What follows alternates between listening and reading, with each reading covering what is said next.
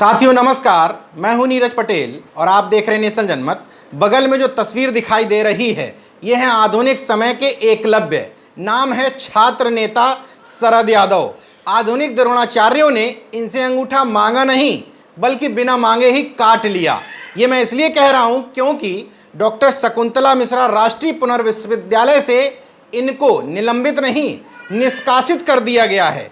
25 सितंबर को विश्वविद्यालय के रजिस्ट्रार अमित कुमार सिंह अचानक से एक आदेश पारित करके शरद यादव से कहते हैं कि आपको किसी भी पाठ्यक्रम और विश्वविद्यालय परिसर में प्रवेश से पूर्णतः प्रतिबंधित किया जाता है। इससे पहले न कोई नोटिस दिया गया, न उनका जवाब मांगा गया, न कोई इंक्वायरी बैठाई गई। सीधे सीधे आरोप ये लगाया गया कि 29 जून को जो आप ज्ञापन देने आए थे उस ज्ञापन के समय में आप विश्वविद्यालय परिसर में जबरन घुसे थे। कुलपति कार्यालय में आपने हंगामा किया था। कुलानुशासक मंडल के सदस्यों के साथ अभद्रता एवं शिष्टता की थी। मतलब कि आपसे अंगूठा मांग नहीं रहे हैं, अपनी स्वेच्छा से काट ले रहे हैं। इसका मतलब ये कि अब आप विश्वविद्यालय और अपने पाठ्यक्रम से बेदखल किए जाते हैं। ये हो गया विश्वविद्यालय प्रशासन का पक्ष।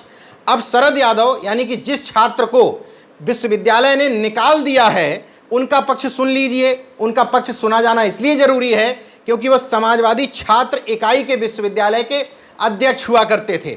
मतलब कि वो जो भी लड़ाई लड़ रहे थे वो समाजवादी छात्र सभा के विश्वविद्यालय के अध्यक्ष होने के नाते। अब देखने की बात ये होगी कि इस निष्कासन के बाद उनकी समाजवादी छात्र सभा, उनकी अपनी पार्टी उनकी कितनी मदद करती है।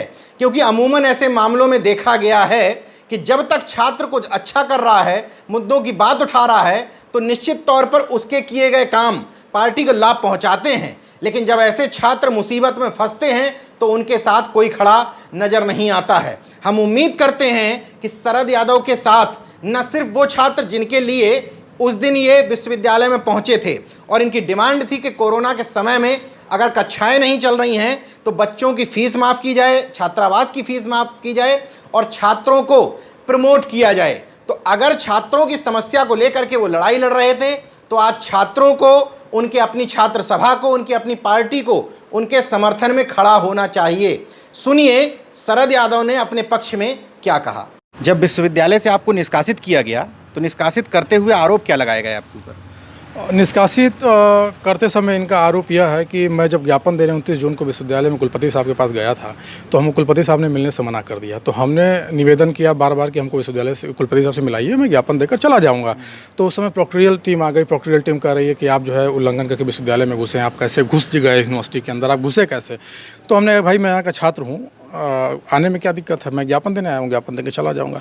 उसी बीच में विश्वविद्यालय में प्रॉक्टर साहब के जो कुछ अन्य सदस्यगण हैं टीम के, जैसे मैं उनका नाम भी लूँगा, ब्रजेश रावत जी। तो ब्रजेश रावत जी बहुत तेज़ी से आते हैं मेरे ऊपर और कहते हैं कि तुमको बहुत ज़्यादा गर्मी चढ़ी है, तुम हर मामले में चले आते हो नेतागिरी करने, तुमको ज़्यादा नेता पड़ी है, छात्रों की लड़ाई किया तुमको याद रहता है। तो इस तरह की चीज़ें वो मेरे से बोलने लगे। तब फिर हमने विरोध किया कि भाई आप इस तरह की भाषा का प्रयोग नहीं कर सकते हैं, और वो भी आप तब जब विश्वविद्यालय के आप एक प्रोफेसर हों, आप कुलानुशासक की टीम में हो, तो आप इस तरह की भाषा का प्रयोग नहीं कर सकते हैं। लेकिन अगर आप इस तरह की भाषा का प्रयोग करते हैं तो ये गलत है। तो वो चढ़ गया कि नहीं तुम मुझे सिखाओगे, जाति सूचक शब्दों का प्रयोग किया कि तुम हो क्या, तुम्हारी औकात कितनी है, मैं देख लूँगा, ये फर्जी समाजवादी पार्टी का जो लेकर पर्चा घूम रहे हो इसकी भी औकात देख लूँगा, तुमको जानता हूँ अच्छे से। इस तरह की वो जाति सूचक शब्दों का, अहिर तरह के शब्दों का उन्होंने हमको प्रयोग करने लगे कि मैं तुमको देख लूँगा, धमकी देने लगे। इस बात पर लेकर के थोड़ी सी नोक झोंक हुई। और ये घटना कितने तारीख की है? ये घटना 29 जून की है। 29 जून के बाद कोई नोटिस दिया गया हो आपको, कोई स्पष्टीकरण आपसे मांगा गया हो, क्या कुछ किया गया? कोई स्पष्टीकरण नहीं, कोई नोटिस नहीं, कुछ नहीं। जबकि मेरे साथ जो ये अभद्रता की गई जिस प्रोफेसर के द्वारा और प्रॉक्टर साहब की उपस्थिति में कुलपति कार्यालय में, उसकी मैंने तुरंत लिखित में शिकायत रजिस्ट्रार को दी, सेम डे दी, और रजिस्ट्रार को लिखित में शिकायत दी। और ये प्रोफेसर की शिकायत ऑलरेडी मैं 2-3 बार कर चुका हूँ, क्योंकि शकुंतला विश्वविद्यालय 50% विकलांगों का प्रतिनिधित्व करता है, उसमें विकलांगों को जो है प्राथमिकता दी जाती है। लेकिन ये प्रोफेसर कई विश्वविद्यालय में कई विकलांगों के साथ लूला लंगड़ा इस तरह की भाषा का प्रयोग करके उनको जो है टॉर्चर करता आता है उनको मारने की धमकी देते हैं कि तुमको फेल कर दूंगा, पास नहीं करूंगा, इस तरह की चीज़ें करते रहे। तो इसकी शिकायत हमने थोड़ा सा की है। इसके पहले 2 शिकायतें कुलपति साहब को दे रखी है शिकायत। एक संतोष यादव जी का मामला था, तो मैंने रजिस्ट्रार को लिखित शिकायत दी थी, लेकिन किसी भी शिकायत पे कोई कार्रवाई नहीं हुई उनके ऊपर। और वो तीसरा मामला मेरे साथ खुद उन्होंने बदतमीजी की, जिसकी शिकायत मैंने कुल सचिव साहब रजिस्ट्रार साहब से की और उनसे मैंने कार्रवाई की मांग की, लेकिन उन्होंने उस पर कोई कार्रवाई न करते हुए विश्वविद्यालय की तरफ से जो हमको सूचना मिली कि ये मेरे ऊपर FIR कराने वाले थे और FIR कराने वाले थे। और इवन इन्होंने कई जगहों पे ये भी कहा जो है अहिरे को मैं जो है इसकी औकात दिखाता हूँ, हर्जन एक्ट लगाऊंगा इसके ऊपर। इस तरह के शब्दों का उन्होंने विश्वविद्यालय में कई जगहों पर प्रयोग किया, जो कि मुझे सुनने में मिला। इसका कोई स्पष्टीकरण मेरे पास लिखित में उस तरह का तो नहीं है, लेकिन इस तरह के इन्होंने आरोप इस तरह से इन्होंने कहा विश्वविद्यालयों में। तो मेरे ऊपर FIR की बात की, लेकिन FIR नहीं हुई, किसी कारणवश नहीं हुई। 29 जून का मामला है सर। आप ये समझ लीजिए कि सितंबर चल रहा है, 3 महीने बाद अचानक से मुझे निष्कासित कर दिया जाता है। कितने तारीख को निष्कासन का ऑर्डर, कितने तारीख को हुआ? जो ऑर्डर है, ऑर्डर पर जो तारीख पड़ी है वो 25 सितंबर की तारीख है। अच्छा। और जहाँ तक हमको जानकारी है कि विश्वविद्यालय में जो विभागाध्यक्षों को जो सर्कुलेट किया गया है वो 26 तारीख को किया गया है, और हमको कल संडे को सुबह के समय हमको इस बात की जानकारी होती है। जून से लेके 25 सितंबर तक जी कोई जांच इंक्वायरी नहीं बैठी, आपको दोबारा बुलाया नहीं गया, कोई पूछताछ नहीं हुई, कोई विवाद नहीं हुआ, कोई स्पष्टीकरण नहीं, कोई विवाद नहीं, कोई बातचीत नहीं, कुछ नहीं, कुछ नहीं। ऐसा क्यों किया जा रहा होगा, क्या लगता है आपको? ऐसा ये जहाँ तक मैं जानता हूँ अपने आप को, मैं 2015 में विश्वविद्यालय में एडमिशन लिया। 2015 में एडमिशन लेते ही मैंने देखा कि जिस विश्वविद्यालय के लिए बना था उनके साथ बहुत अत्याचार हो रहा। तो मैं 2016 से लगातार मैं छात्र हितों में काम कर रहा हूँ, छात्रों की लड़ाई लड़ रहा हूँ, उनके लिए आंदोलन करता हूँ। कई आंदोलन किए, सफल आंदोलन हुए, छात्रों को उनको अधिकार हमने दिलाया।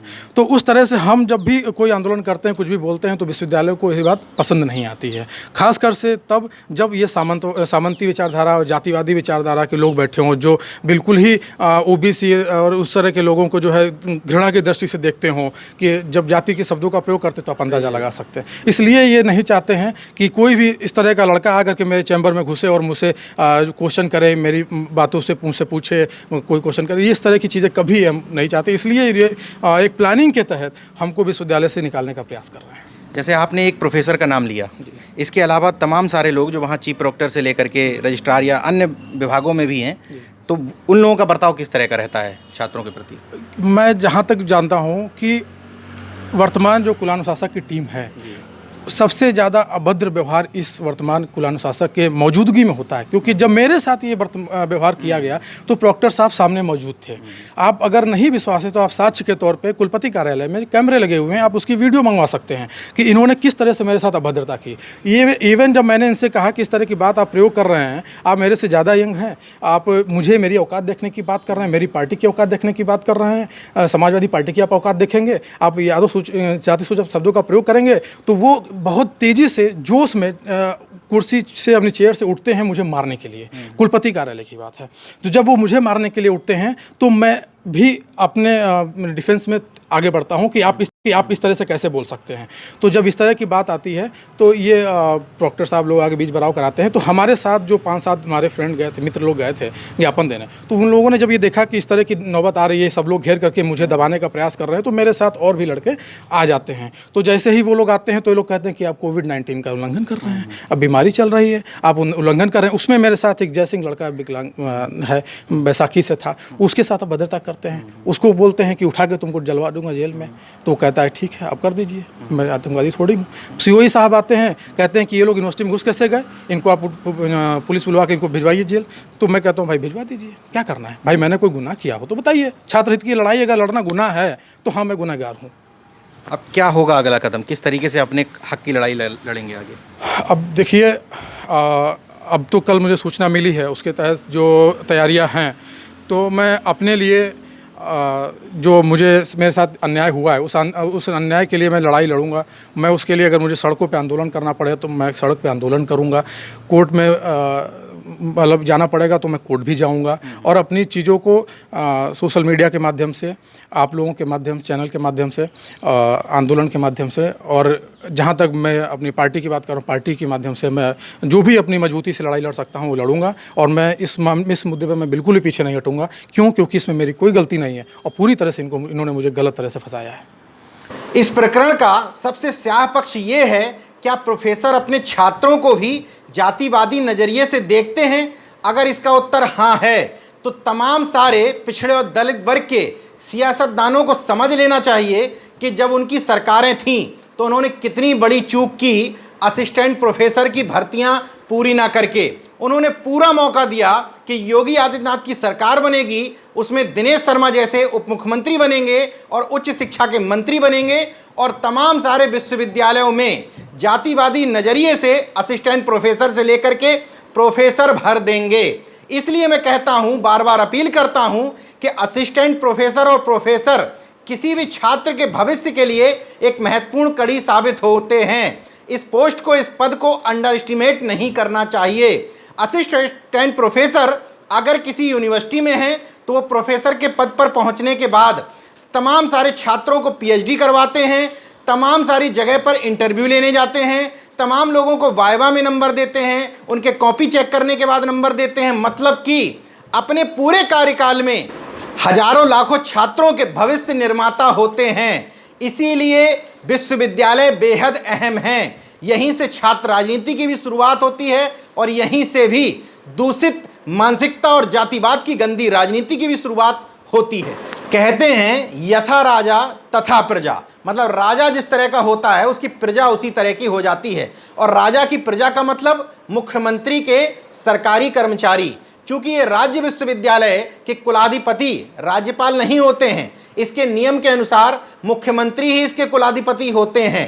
तो राजा हो गए मुख्यमंत्री, उनकी प्रजा हो गई वहाँ के स्टाफ। तो स्वाभाविक तौर पर जब मुख्यमंत्री का पूरा स्टाफ ही इस तरह से लगा हुआ है, कोई फेसबुक पे कुछ लिख दे रहा है, उसको निलंबित कर दो, उसको बर्खास्त कर दो, उसके खिलाफ कार्रवाई कर दो, तो स्वाभाविक तौर पर ऐसे छात्र जो अपने हक और अधिकारों के लिए सामने आएंगे, लड़ाई लड़ेंगे, तो उनको बोलने से रोकने के लिए इस तरह की कार्रवाइयां की जाएंगी। हम उम्मीद करते हैं कि विश्वविद्यालय के कुलपति प्रोफेसर राणा कृष्णपाल सिंह और chief proctor professor BK Singh और ब्रजेश रावत, जिन प्रोफेसर से इन शरद यादव का विवाद हुआ था, और परीक्षा नियंत्रक अमित राय जो कह रहे थे कि इन समस्त छात्रों को जेल भेज दिया जाए, छात्र के भविष्य को देखते हुए अपने फैसले पर पुनर्विचार करेंगे। अगर कर लेते हैं तो उनका बड़प्पन होगा, नहीं करते हैं तो तमाम सारे अन्य विकल्प हैं जिन पर छात्र को गौर करना चाहिए। देखते रहिए नेशन जनमत, जागरूक और सजग बने रहिए। जय विज्ञान, जय संविधान, जय लोकतंत्र। धन्यवाद। तो अगर आपने मेरा YouTube चैनल सब्सक्राइब नहीं किया तो प्लीज़ सब्सक्राइब कर लें और उस बेल आइकन पर जरूर क्लिक करें, जिससे जो मेरे न्यू वीडियो